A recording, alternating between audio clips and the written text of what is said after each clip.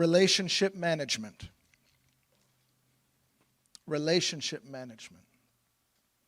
Being able to use that information to maintain and build relationship with a person over time.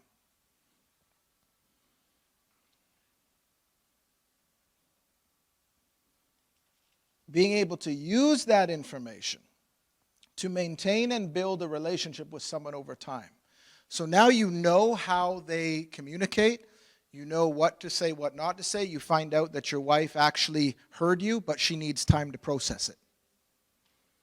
You find out that this person at your job, you have to relate to them in this way.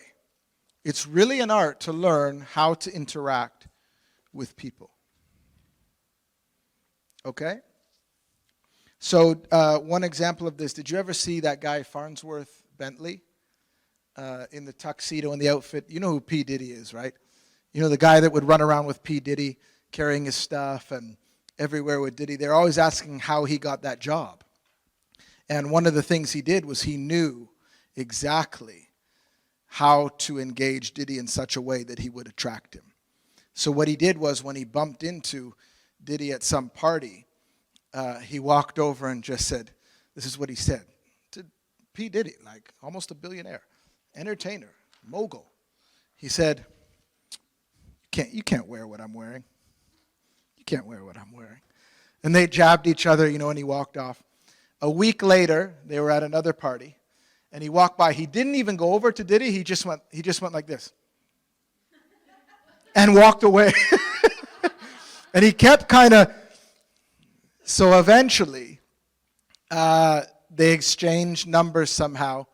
He texted Diddy, and he, whatever went on. And then he said to Diddy, "I work at such and such and such. Don't make me go back to work tomorrow. Let me work for you."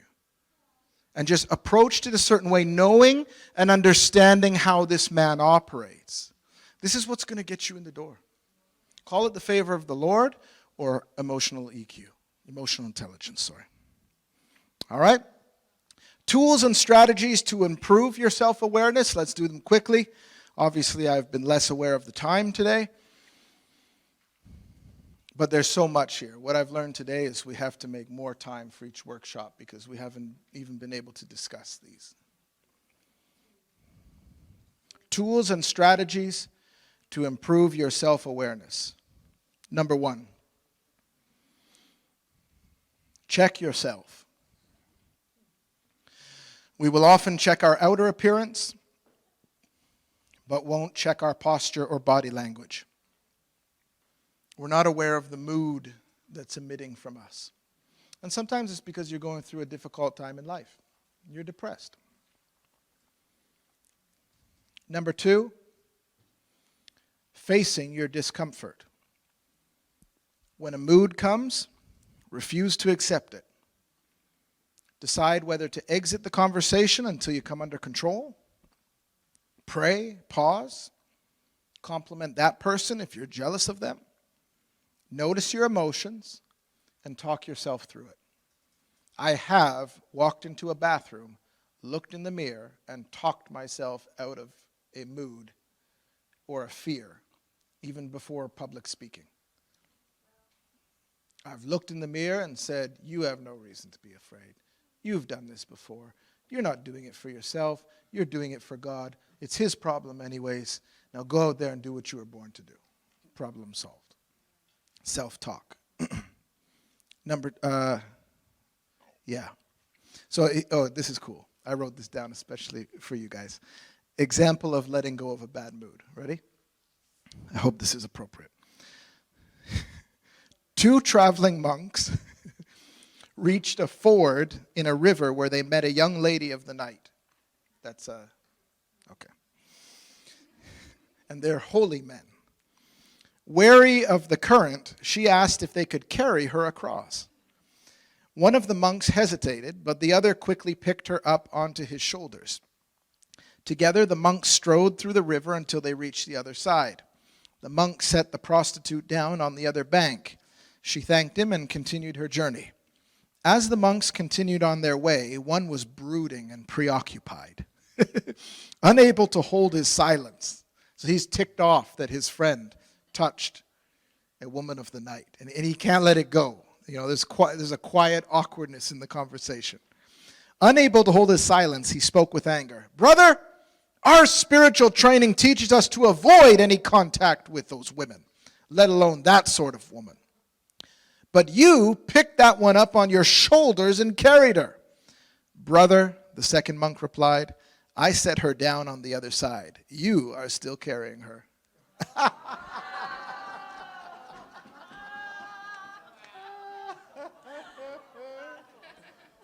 Woo! Number 3, self-management. People will push your buttons.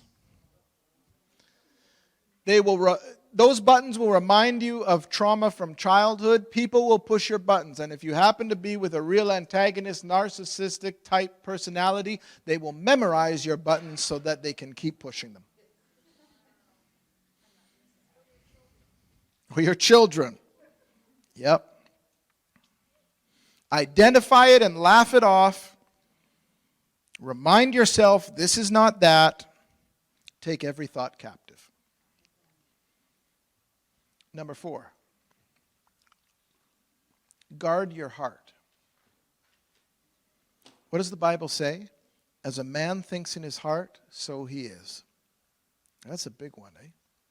That's why Pastor Joe is always saying, the good is not mine, the bad is not mine. That's a quick way of not carrying anything that will either give you pride or pain. You dismiss it, you give it back to God. Sometimes what I do is I say, Jesus, I invite you into that relationship. I invite you into this anger I feel right now. I invite you into my emotions right now to be Lord over every area of my life. So guard your heart. Avoid destructive talk. Take a break if needed. Pause. All of that. Number 5, social awareness.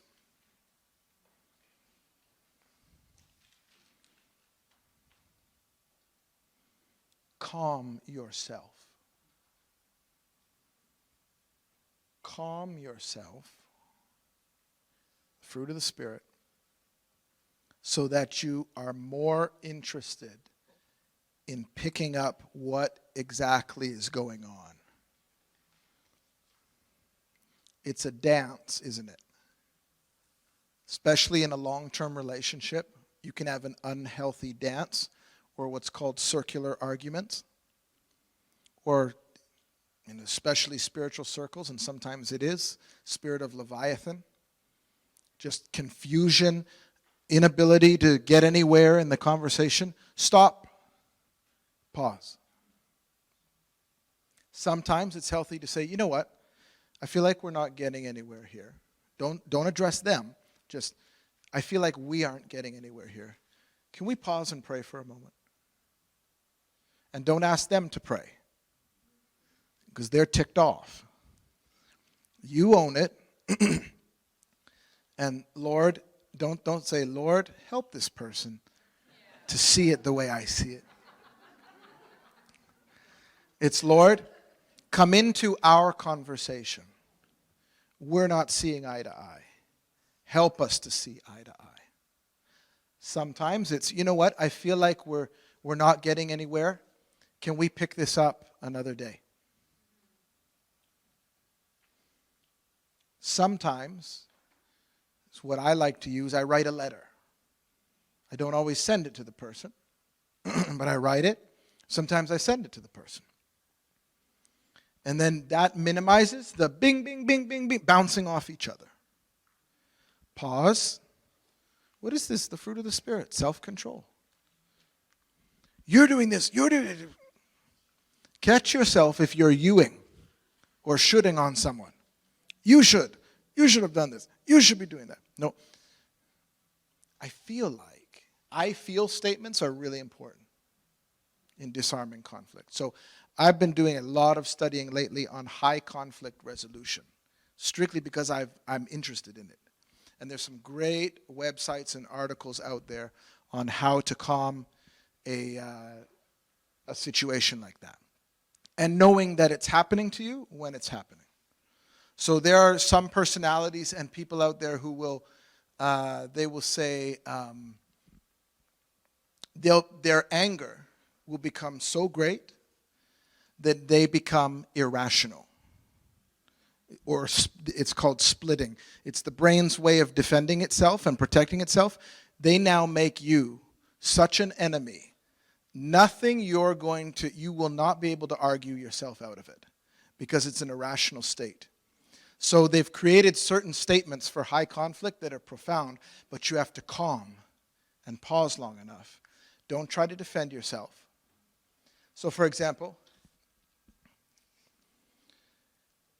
why didn't you park closer? You make us walk all this way. You're going to make us walk. I don't want to walk. You never park close. And there's obviously no spaces. Okay? Irrational. This is what you would say in that situation.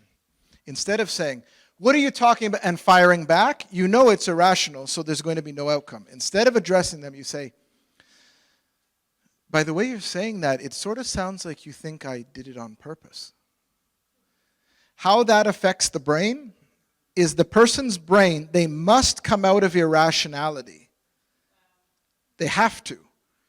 And they come to a place of saying, well, obviously he didn't do it on purpose. So, I'm accusing him of doing it on purpose, but he didn't. And they have it breaks the argument right there. So these are techniques you can learn. So I encourage you to study that. Lastly, okay, I'll wrap it up with this, and then we'll quickly touch Kaizen after a break. I'm going to be very humble, not humble, but transparent with you here. I was recently in Ukraine, and I was preaching at their anniversary. That's a big deal. And they have a culture there that no lady ever walks up the stage or down without a man coming to help her. And the ushers are trained to sprint. I'm not talking about jogging or quickly. They actually sprint. It's the fastest you ever see somebody move in a church. I'm telling you, sprinting. Drop everything, run, take her by the arm and walk up. It's part of the culture there. And I've been going there for 10 years. Now this morning comes, I'm the preacher. The female interpreter is here. She's dressed to the nine. I'm dressed sharp. We're going to walk up that stage to preach. And as they're introducing me, I get swept up in my own introduction. Is this recording? Yes, it is. I don't care. I'm just going to say it. I just feel nervous. They're saying, Pastor Derek, and I'm just like, yes. Yes, that is me. And when they announce to come to the stage, I hear the roar of the applause behind me. And I dart up the stage. A hero totally left her. She had to walk up the stage alone in heels. The ushers came sprinting from everywhere. And now I'm on the stage wondering why she's taking so long to get up there. And I'm going to preach. And the preach went so well, I forgot her going back down.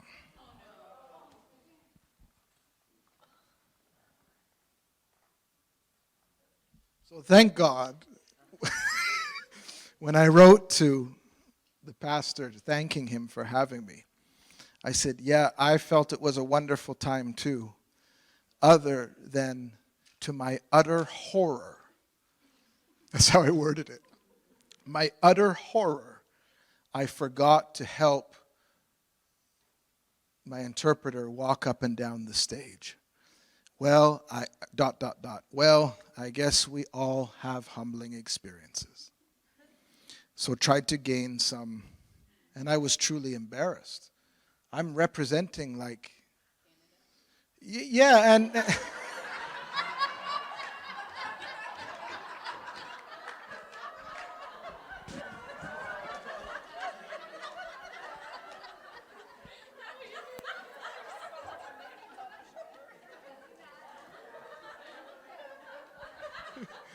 yeah. It's why when you're an Olympian, don't do steroids. I let the whole country down.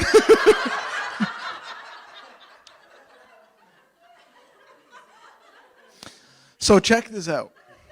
At the same conference, the administrator, who I've known for years, does this. And it's because she has relational equity with me, okay? So she would never normally do it, but she has relationship. So that's self-awareness on her part, right? She writes me on Viber and says, Pastor Derek, I wanted to see you about something quickly when you have a moment. And as soon as someone writes that to me, I go into panic mode because it usually means something is, So I don't want to think about it. I don't want to go to bed with it. So I write back, I'm free. Right? As soon as you're free, I'm free. And she comes and meets me, and we go, and I notice we're going to a room where nobody is, and I think, oh boy, I am in trouble. And she obviously knew that I didn't walk this lady up and down the stairs. And she sat with me and began with, she had high EQ on this because she knew she's sitting with a pastor, a guest. Even though she knows me, she's putting me in a seat of honor, and she says, and forgive me if I'm coming across talking about myself, I'm trying to be transparent with you here at the end of the day, so I don't mean to come across me. She says, Pastor, your ministry has greatly impacted all of us, and you're so ahead for your age, and she's giving the compliment, so I know the but is coming.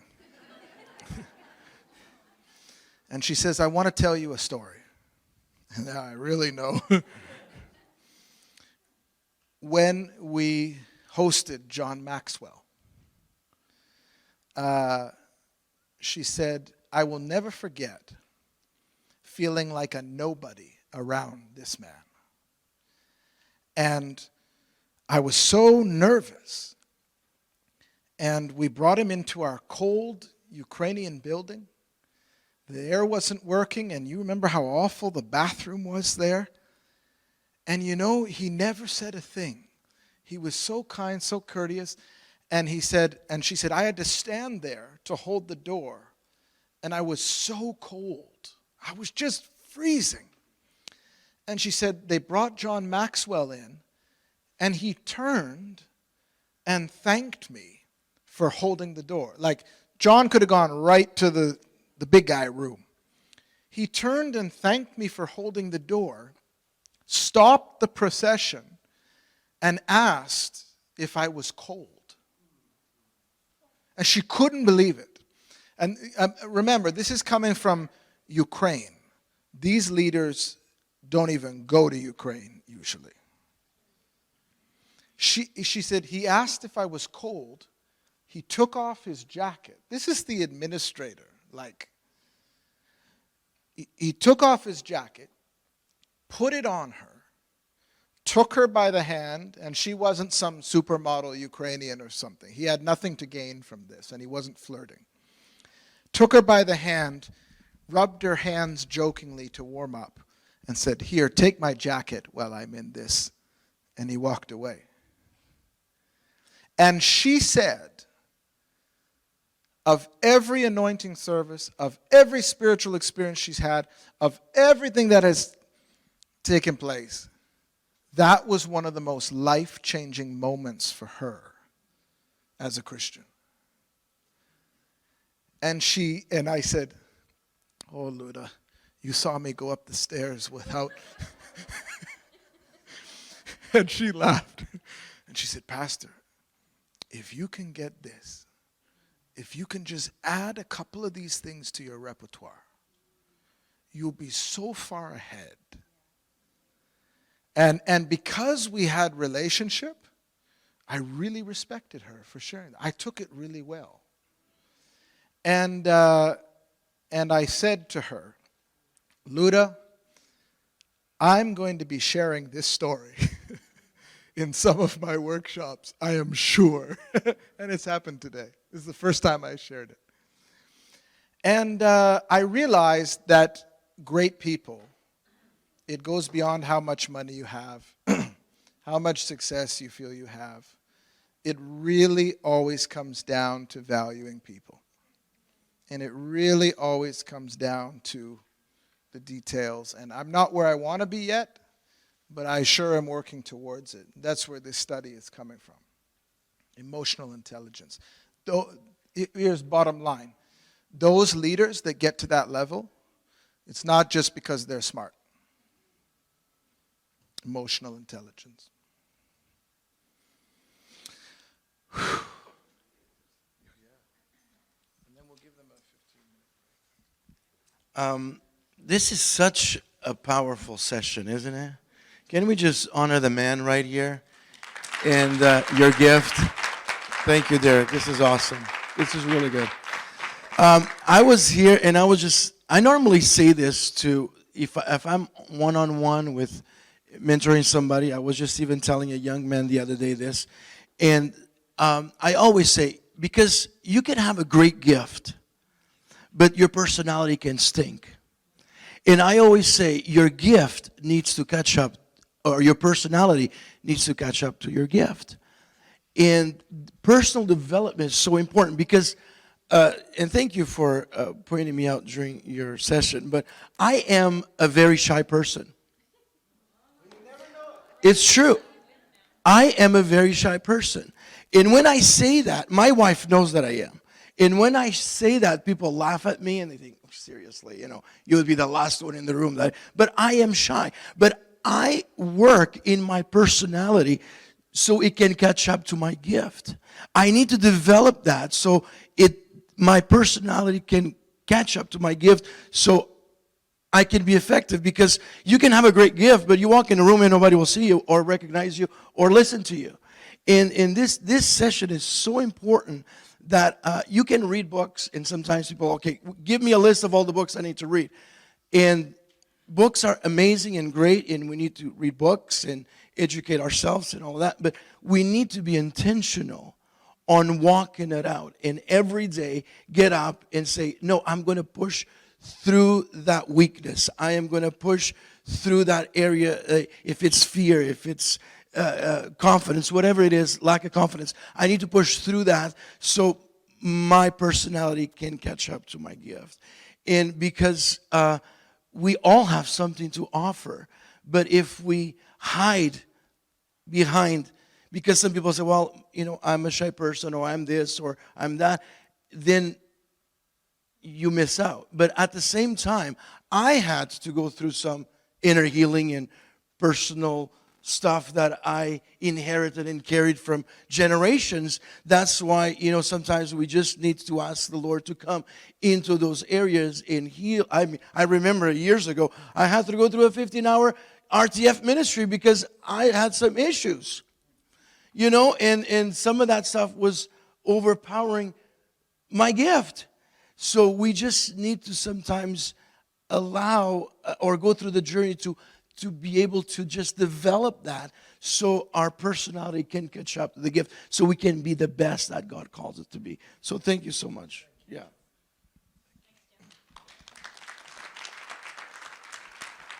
Yeah, see, like right there. When he went to walk away, she didn't just clap. She said, thanks, Joe. Somebody she'll be remembered. You can remember a person. Doesn't matter what your intentions are. They're sincere, obviously. But that we need to break out more. We need to express ourselves in a healthy, appropriate way. So do you think Jesus was emotionally intelligent?